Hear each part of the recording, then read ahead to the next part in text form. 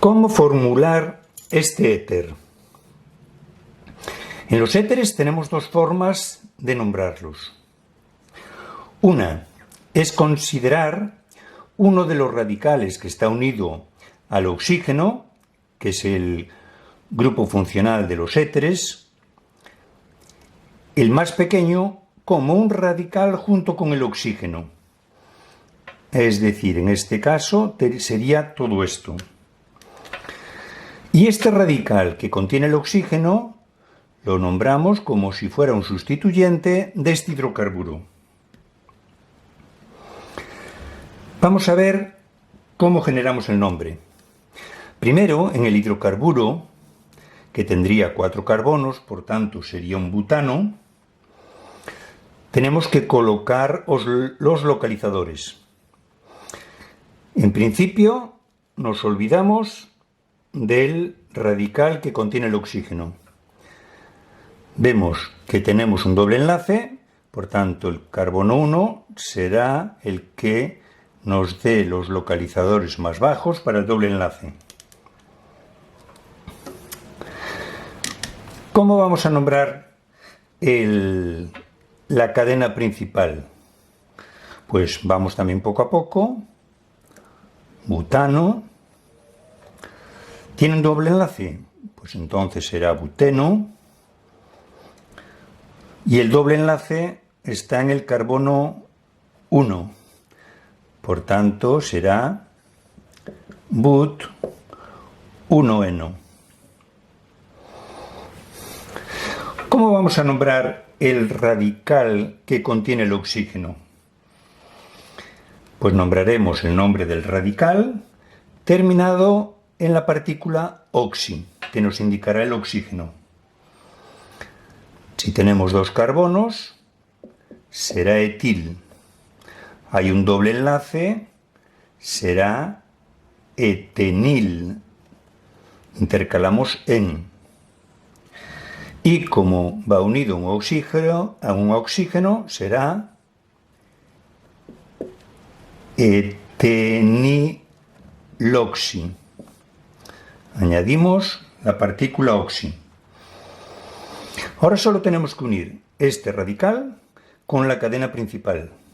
Este radical estará en el carbono 4, por tanto nos queda 4 eteniloxi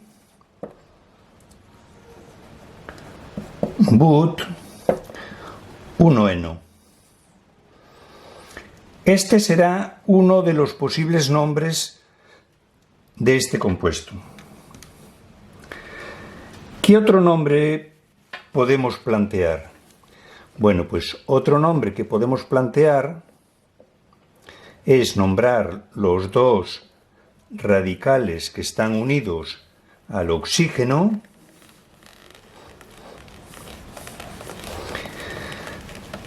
y ponerlos por orden alfabético, terminando el nombre con la palabra éter. Por tanto, tenemos que fijarnos en este radical y en este otro radical. Esos dos radicales están unidos por el oxígeno del éter, que nos marcará cuál será el carbono 1 ahora en estos casos. Ahora este sería el carbono 1, el 2, el 3 y el 4. Este sería el 1 y el 2.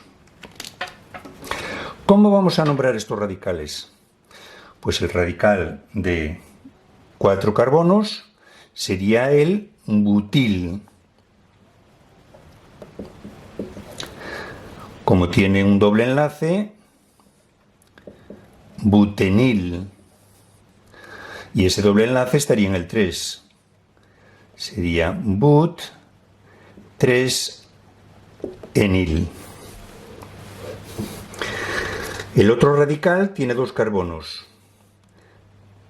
Entonces, escribimos etil. Como tiene un doble enlace, será etenil. Intercalamos la partícula en. En este caso no será necesario indicar que el doble enlace está en el carbono 1 porque no habría otra posibilidad. Lo podríamos dejar así.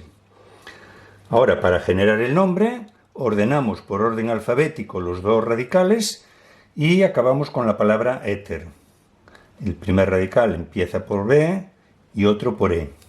Entonces la B va primero, nos quedaría but 3 enil, separado etenil y por último éter.